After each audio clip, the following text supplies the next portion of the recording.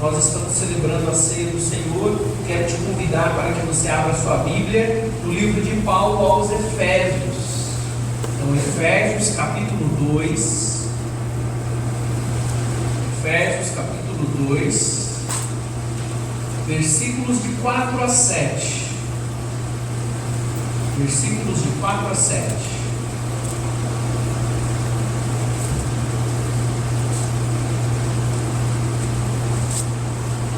Efésios, um livro aí do Novo Testamento.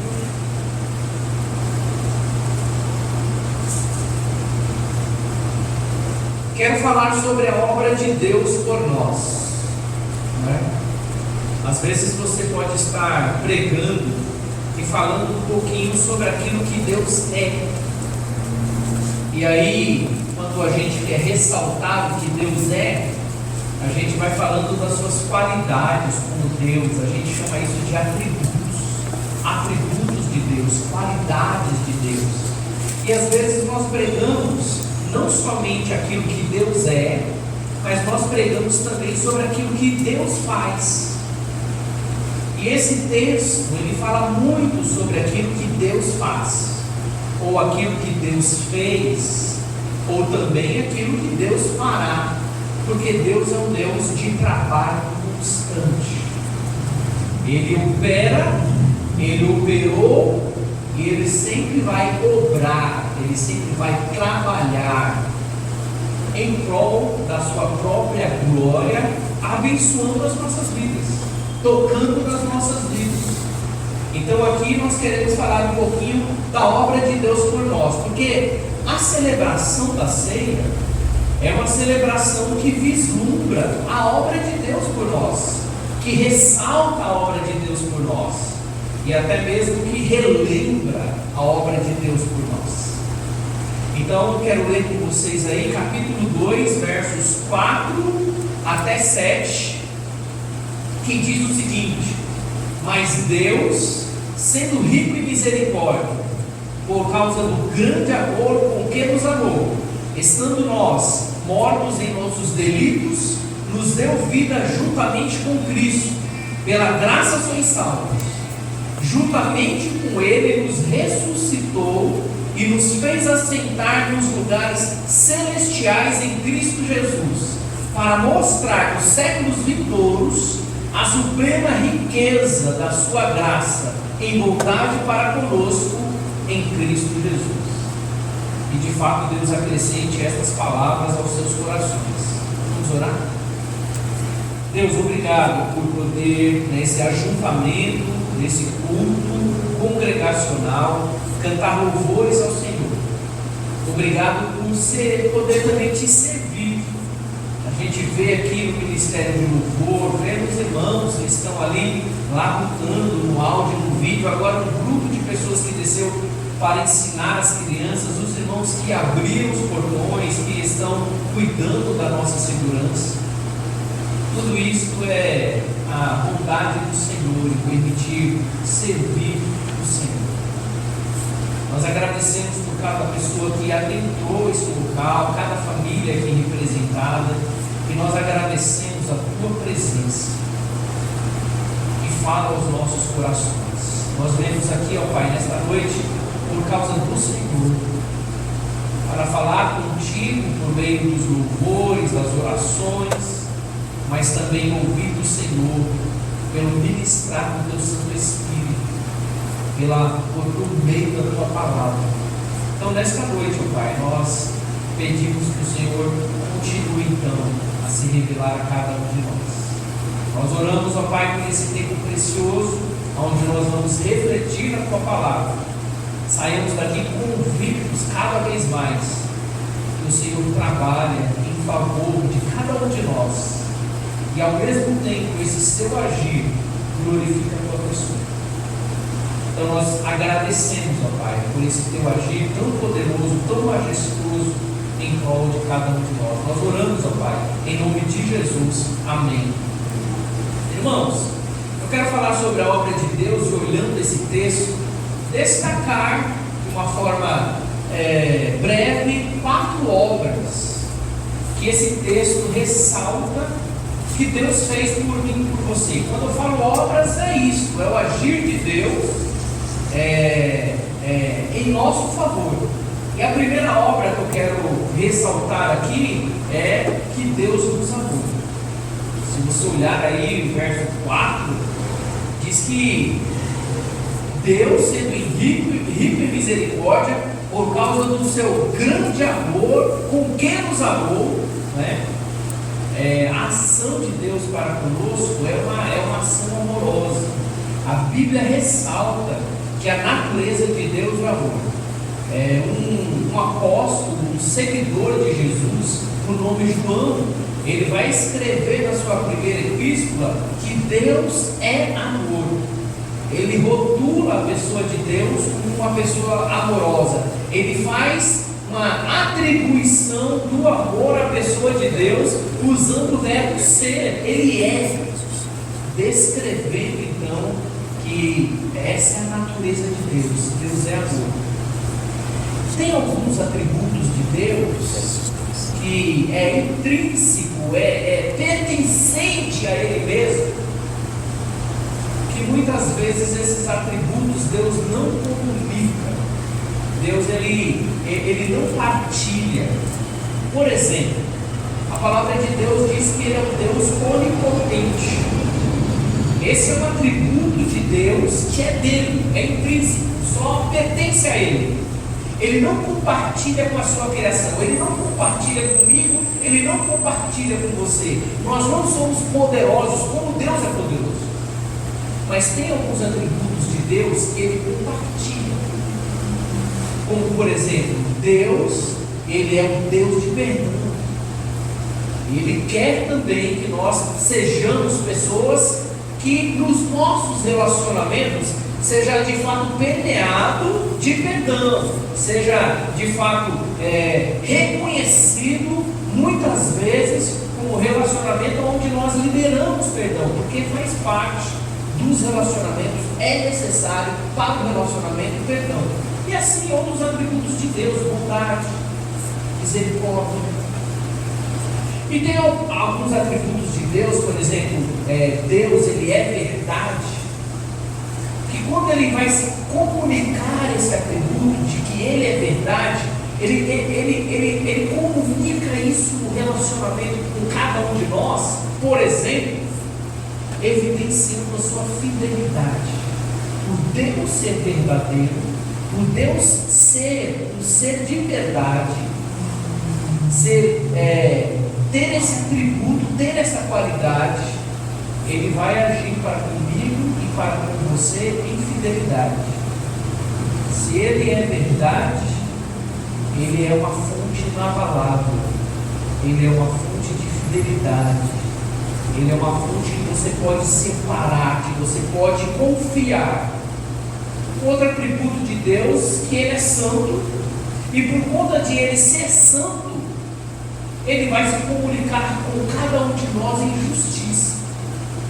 A santidade de Deus realmente conhece os nossos erros, conhece as nossas falhas, e por conta da sua santidade, Ele também age em santidade nesse relacionamento para conosco. Pois bem, a palavra aqui diz que Deus é amor. Como é então que Deus se relaciona por meio do amor para comigo e para com você? Por conta que Deus é amor, Ele vai se relacionar comigo e com você com misericórdia e com graça.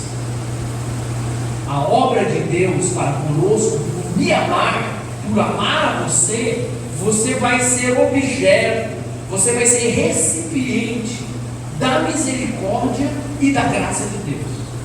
É isso que o texto está dizendo. Presta bem atenção nesse versículo de número 4. Está dizendo, olha, mas Deus sendo rico em quê? O que aparece aí? Deus sendo rico em misericórdia. Por Ele ser misericordioso, o amor dele vem nos alcançar. O amor dele vem nos salvar. E se você olhar no versículo 7, vai dizer bem assim: para mostrar nos séculos vindouros a suprema riqueza da sua graça. Paulo quer enfatizar que da parte de Deus a sua misericórdia é rica, versículo de quadro. E ele quer dizer que da parte de Deus há uma suprema riqueza da sua graça. Ele quer ressaltar com essa palavra riqueza, ele quer ressaltar com essa palavra rico, essa qualidade amorosa de Deus, que derrama sobre mim e sobre você misericórdia e graça. Misericórdia porque Ele deixa de dar aquilo que merecemos, e graça porque Ele nos dá aquilo que não merecemos. Misericórdia, o que é? Que nós merecíamos, mas esse amor de Deus misericordioso não nos dá o castigo eterno. A pessoa que tem a Cristo como Senhor e Salvador da sua vida, a pessoa que entendeu o que Cristo fez por ele ao vir a este mundo, viu há cerca de 2000 anos atrás morrer no madeiro, morrer numa cruz, e ao terceiro dia, segundo as Escrituras, ressuscitar, comprova que o amor de Deus veio para derramar misericórdia sobre cada um de nós, para que nós pudéssemos ser desviados do caminho de um castigo eterno. O amor de Deus que Ele verifica sobre a minha vida no meio da misericórdia dele, mas também se verifica sobre a minha vida por meio da graça dele. Não só Ele deixou de me dar o que eu merecia, isso é misericórdia, mas também me deu o que eu não mereço, isso é graça. E o que Ele me deu? Ao me tirar do castigo eterno, Ele agora me dá, por meio de Cristo Jesus, uma vida eterna. Se eu pudesse buscar um versículo que pudesse congregar, ajuntar essas duas ideias, tirar do castigo eterno e me dar ao mesmo tempo a vida eterna, misericórdia e graça, eu teria vários aqui nas Escrituras. Mas eu quero te chamar a atenção para um. Deixa seu dedo aí em Efésios. Vai para comigo para um dos evangelhos. João capítulo 5, versículo 24. O primeiro versículo que foi exigido de mim que eu memorizasse. Estava na igreja junto com esse casal aqui, os caras Sully, pastor Manuel Alves, me dando aula para o batismo, me preparando para o batismo. E ele falou bem assim: vocês vão passar por uma sabatina, vão conversar com os diáconos, e vocês precisam ter um versículo no coração de vocês, memorizado, que pudesse evidenciar que realmente Jesus Cristo morreu pelos seus pecados, que você pode apresentar para os diáconos ou para qualquer pessoa. Aí ele foi dizendo: você memoriza esse versículo, você memoriza esse versículo. Qual é o seu nome mesmo? Wilson. João 5,24, memoriza esse versículo. Em verdade vos digo, quem ouve a minha palavra e crê naquele que enviou, o que ele diz aí? Tem a vida eterna, não entrará, mas passou da morte para a vida. Olha só como você vê a misericórdia e a graça desse versículo. Em verdade vos digo, Jesus falando: se você ouve a minha palavra, se você crê em Deus e me enviou, crê no que eu estou fazendo aqui, vindo a este mundo morrer pelos seus pecados, vindo a esse mundo para te dar a salvação, fazer uma obra de amor. Se você crê em mim, você tem a vida eterna, graça. Eu não mereço, mas Deus me dá por meio de Cristo Jesus. Isso é graça. E diz no versículo: jamais será condenado. É a misericórdia, porque toda aquela pessoa que não tem Cristo como Senhor e Salvador está debaixo de uma ira de Deus. Não entra em condenação, mas passou da morte para a vida. Da morte para a vida. Obrigado. O que nós estamos celebrando hoje aqui? A ceia do Senhor. O que nós estamos celebrando nesta noite? A obra de Deus por mim e por você.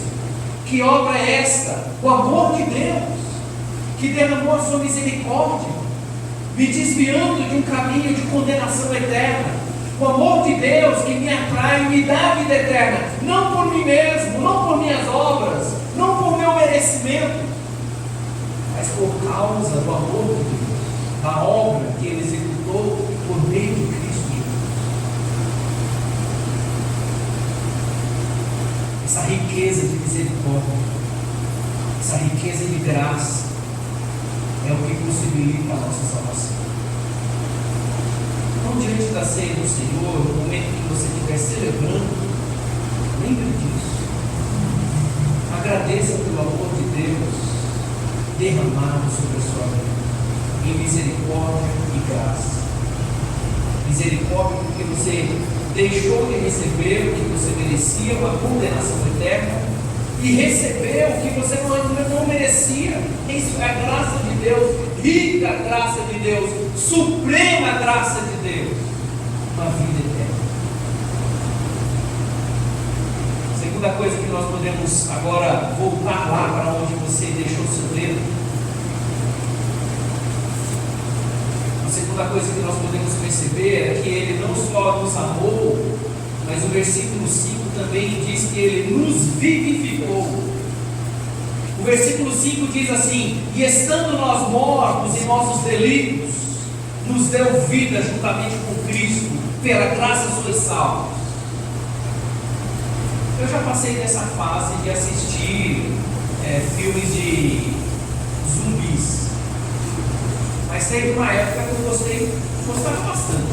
Hoje já não me fascina, né? Uma das primeiras séries que passou aqui, né, no Brasil, Net, e aquelas séries, né? O que é praticamente um zumbi? É uma pessoa morta, mas que anda, se locomove, né? Às vezes fala, mas é aquelas coisas meio esquisitas, né? É fruto do imaginário do ser humano. Fruto do imaginário do ser humano. A palavra de Deus diz que todo ser humano é composto de uma parte material, isso que você vê, corpo físico. Mas a palavra de Deus diz também que o homem ele não é só composto pela parte material, o homem é composto também por uma parte imaterial, o seu espírito, sua alma. É a composição, é a junção destas duas coisas inseparáveis que formam o ser humano. Mas a palavra de Deus diz que esse ser humano, na sua integralidade, alma e corpo, tinha plena conexão com Deus. Plena conexão com Deus. E um dia, submetido ao teste, vamos assim dizer, de fidelidade, de relacionamento, esse ser humano virou as costas para Deus e negou, por meio das suas atitudes, por meio das suas ações, ter Deus como referência na sua vida. Isso acontece no livro de Gênesis, isso acontece por meio de Adão e Eva. E eles ali eram os nossos representantes. Você sabe muito bem o que é ter representatividade. Nós vamos ter agora, daqui a alguns meses, Olimpíadas na França, e nós vamos com uma comitiva e vamos ser representados lá. Vamos ser representados no vôlei, no futebol, na natação, no judô, no skate. Eles estando lá, é nós estando lá. Se eu pergunto para você, na questão de futebol, campeonato mundial, quantas vezes você é campeão? Aí você bate no peito e fala, eu sou pentacampeão. Mas quantas vezes você vai jogar futebol? Quantas vezes você esteve lá no campo? Não, mas é Brasil. Sim, tem uma comissão técnica, tem 22 jogadores, eles nos representam. Por conta disso, você bate no peito feliz da vida de dizendo: eu sou pentacampeão. Isso é representatividade. Adão e Eva nos representava a raça humana. Ao darem as costas para Deus, eles estavam nos representando. E esta ação de desobediência, de pecado, de negação ao próprio Deus, se respingou em toda a sua, vamos colocar assim, descendência, que nos alcançou até os dias de hoje. E você quer saber por que você é responsável junto com Adão e Eva? A palavra de Deus diz que a consequência daquela quebra de relacionamento, por uma escolha de Adão, traz ou trouxe morte espiritual e morte física. Tanto é que o próprio Paulo, escrevendo aos Romanos, capítulo 3, versículo 23, ele vai dizer que nós estamos destituídos da glória de Deus. Nós estamos afastados desse relacionamento com Deus. E no capítulo 6 ele vai dizer que o salário do pecado, o resultado do pecado é a morte. Mas o dom gratuito de Deus, como foi colocado aqui no versículo, é a vida eterna. Quando nós estamos sendo ceifados dessa esfera terrena, quando nós estamos sendo mortos como sociedade, como seres humanos, isso é resultado da escolha de Adão e Eva. Você pode perceber em qualquer cemitério, em qualquer velório, que a morte não é algo planejado para o ser humano. A morte é uma separação abrupta, dolorosa. E as pessoas choram, as pessoas se ressentem, as pessoas sentem a alma, esse corte. Porque a morte não é preparada para nós, ela é resultado do pecado.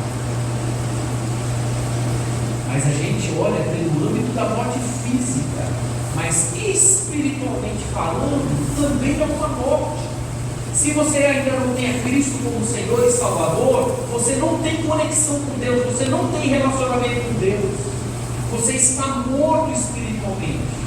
E quando você recebe o que Cristo fez por você na cruz do Calvário, você é religado, da onde vem a palavra religião. Você é religado no seu relacionamento para com Deus. Então aqui o versículo 5 está dizendo que estando nós mortos, mas Paulo não estava morto fisicamente, mas espiritualmente estava. Os efésios não estavam mortos fisicamente, mas espiritualmente estavam.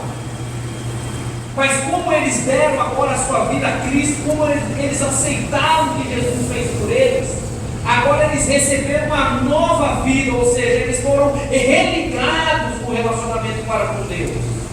E Paulo agora usa o verbo no passado: estando nós mortos nos nossos delitos e pecados, o Senhor veio e nos deu vida. O Senhor veio e nos ressuscitou, espiritualmente falando. É uma obra de Deus, uma obra bendita.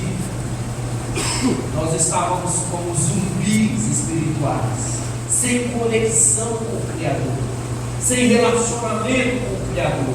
Precisou Cristo vir e restabelecer uma ponte. Ele mesmo disse aqui no seu ministério terreno: eu sou o caminho, eu sou a verdade, eu sou a vida. João 14,6. Ele estabeleceu um caminho entre você e Deus. Ele é quem te dá a vida, para que você, morto espiritualmente, possa levantar e se relacionar com Deus. É isso que nós estamos celebrando aqui, a sua ressurreição, se você já tem a Cristo como Senhor e Salvador da sua vida. Se você ainda não tem a Cristo como Senhor e Salvador, você está fisicamente aqui, você está espiritualmente aqui, mas não está religado com Deus, não está em plena comunhão com Deus. E deixa eu te avisar, não é essa igreja batista que te religa a Deus, não é um pastor, não é um padre que te religa a Deus, não é o seu donativo, não é você ter uma boa índole, não é você ser um bom cidadão que te religa a Deus. É Cristo Jesus que te religa a Deus. Amém? Porque Ele morreu pelos seus pecados, para que você pudesse ter nele vida. Vida. Eu coloquei aqui que existe uma ressurreição espiritual pelo poder do Espírito Santo. Nós deixaremos essa esfera terrena um dia. Ano passado completei 50 anos. Eu já estou começando a descer um pouco, mas espero que eu não tropece e desça a ladeira abaixo naquela corrida. Mas brevemente eu deixarei essa esfera terrena. E um dia Deus vai restaurar esse corpo físico. Um dia Deus vai ressuscitar esse corpo físico. Mas o espiritual já existiu uma ressurreição. No momento em que eu aceito a Cristo como Senhor e Salvador, morto espiritualmente que eu estava, eu fui vivificado. E essa vivificação, essa ressurreição, não morrerá mais, não se apagará mais. Espiritualmente, já houve uma ressurreição em mim. Deixei meu estado de morte, deixei meu estado de delitos e pecados, fui ressurreto junto com Cristo Jesus. Essa é uma obra de Deus. Se você já tem a Cristo como Senhor e Salvador, você já foi vivificado, você já foi ressuscitado, espiritualmente falando. Um dia você vai deixar essa esfera terrena física, mas o seu espírito vai para diante da presença do Senhor. Não morrerá mais seu espírito. Vivificado uma vez, vivificado estará. Mas o seu corpo, que um dia você deixar aqui, essa esfera terrena, um dia o Senhor ressuscitará. É uma obra de Deus. É o que Paulo está dizendo no versículo 5. Estávamos nós mortos, nossos delitos e pecados, mas Ele nos deu vida com Cristo. Quer saber um pouco mais sobre isso? Nesse próprio capítulo 2, versículos de 1 a 3, olha só o que Paulo vai dizer nesses versos de 1 a 3. Quem pode ler o verso de número 1? Da onde você está? Bem alto, só o verso de número 1.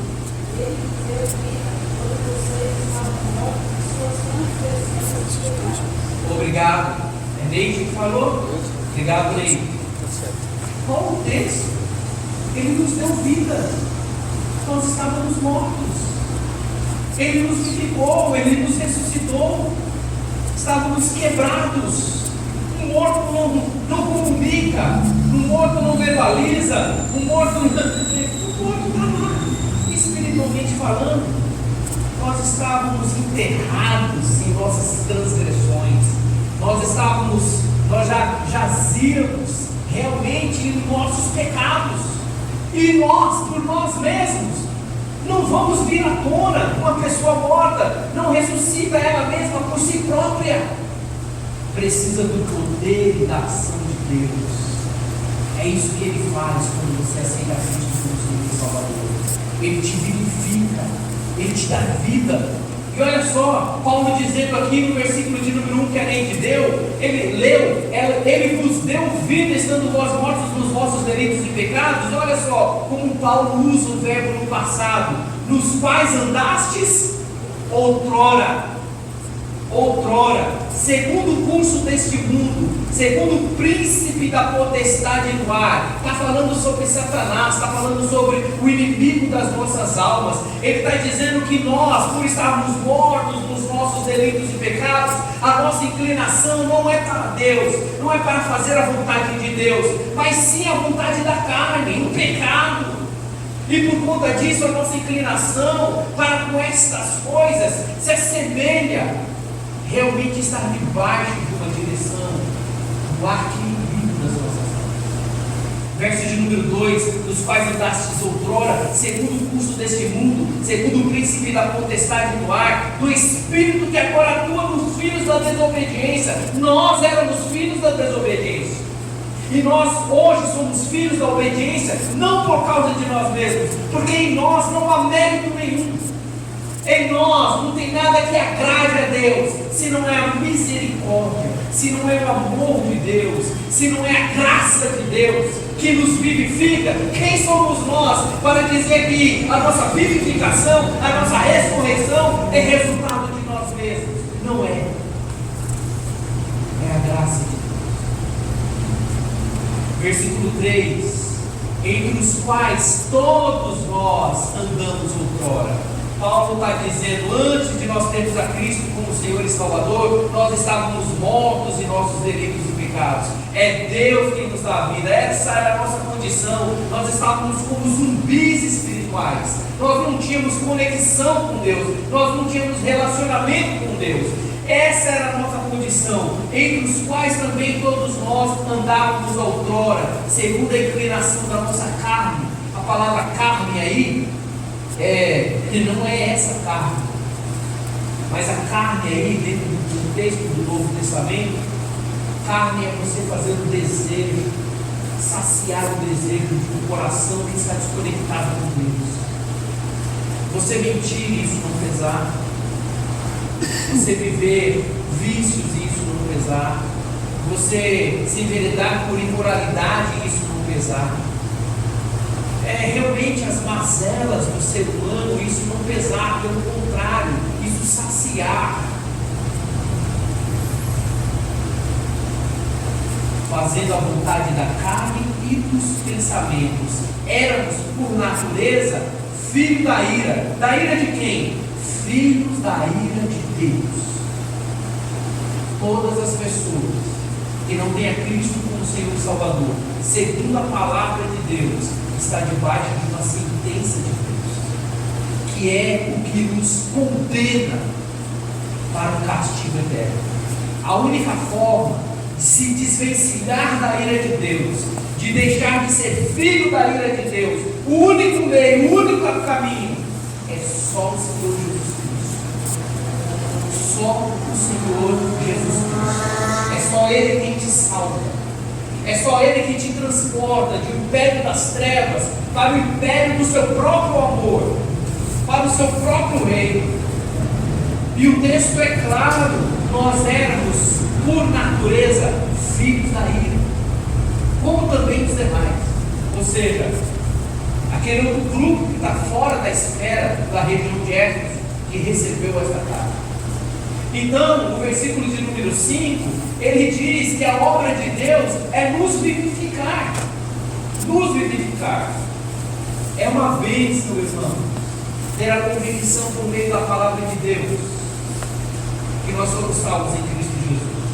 Perceber, espiritualmente falando, que nós estamos conectados com Deus por meio de Cristo Jesus.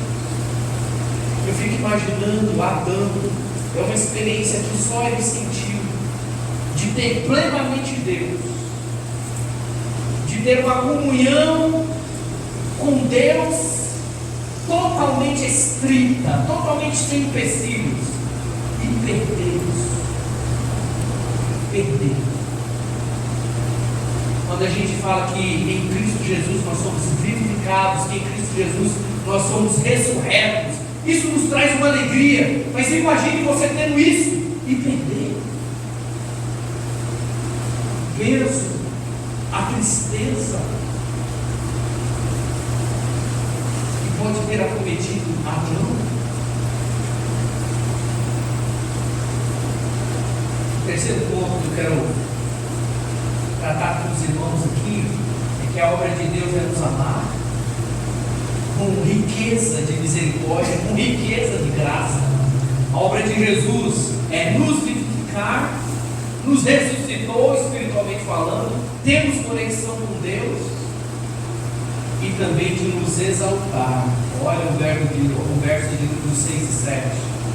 E juntamente com Ele, olha só, mais uma vez aparece a palavra ressuscitar. Espiritualmente falando, nós fomos ressuscitados. Nós estávamos mortos em nossos delitos e pecados. E agora Paulo vai dizer no verso 6: e juntamente com Jesus nos ressuscitou e nos fez assentar nos lugares celestiais em Cristo Jesus, para mostrar nos séculos vindouros a suprema riqueza da sua graça em bondade para conosco em Cristo Jesus. Quando Jesus nos deu a vida, Ele morreu e Ele ressuscitou.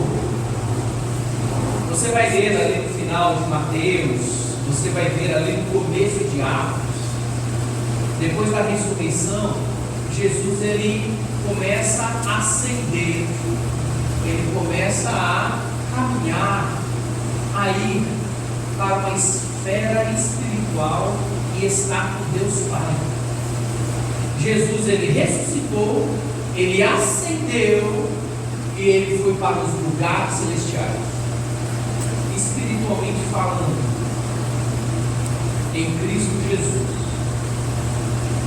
nós ressuscitamos, nós ascendemos e nós também estamos posicionados espiritualmente nos lugares celestiais.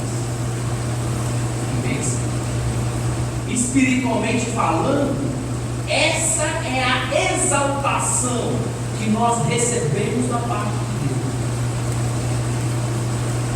Nós ressuscitamos espiritualmente e em Cristo Jesus nós ascendemos e em Cristo Jesus nós estamos posicionados nos lugares celestiais.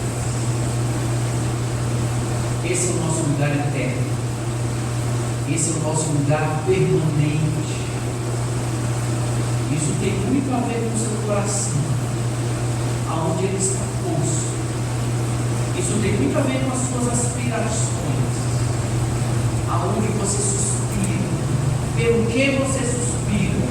Isso tem muito a ver com as suas preocupações, aonde está posto o seu coração, no âmbito eterno, no âmbito celestial, aonde espiritualmente você já está, ou nas coisas dessa vida, ou nas preocupações dessa vida, ou enfatizando demais as coisas dessa vida, se importando demais com as coisas efêmeras, passageiras, quando você já está posicionado na sua exaltação nos lugares celestiais. Sabe o que nos lembra isso? A ceia do Senhor nos traz novamente para sermos centrados em Deus, pensarmos em Deus, a nossa posição, pensarmos em Deus, a nossa situação, para colocarmos eixos as nossas motivações, para colocarmos eixos as nossas preocupações. Onde está seu coração? Onde estão suas motivações? Onde está realmente os seus desejos, os seus anseios e seus suspiros? Em Deus, onde eternamente você já está posicionado nas coisas passageiras, nas coisas efêmeras que não durará. Deus nos deu vida, ressuscitou-nos e fez-nos assentar nos lugares celestiais. Você e eu penso que nós não temos nem noção correta e ampla de tudo isso, dessa graça de Deus que já nos faz assentar nos lugares celestiais. Por isso vem o versículo de número 7. O versículo de número 7 diz: para mostrar hoje, não. Para mostrar amanhã, não. Para mostrar nos séculos vindouros, quando nós estivermos nessa eternidade, o quanto que foi suprema, o quanto que foi rica a graça de Deus e a bondade para comigo e para você. Eu penso que eu e você ainda não temos uma ideia tão profunda, tão ampla do que significa a graça de Deus em salvar a mim e em salvar você. Mas nos séculos vindouros, na eternidade, a gente vai ter uma quantificação, uma percepção melhor de tudo isso.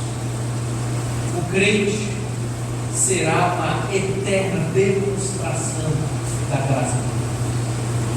Quando nós olharmos nessa eternidade, tudo que Deus obrou, tudo que Ele trabalhou, nós vamos perceber que nós mesmos somos exemplo dessa suprema e rica graça de Deus.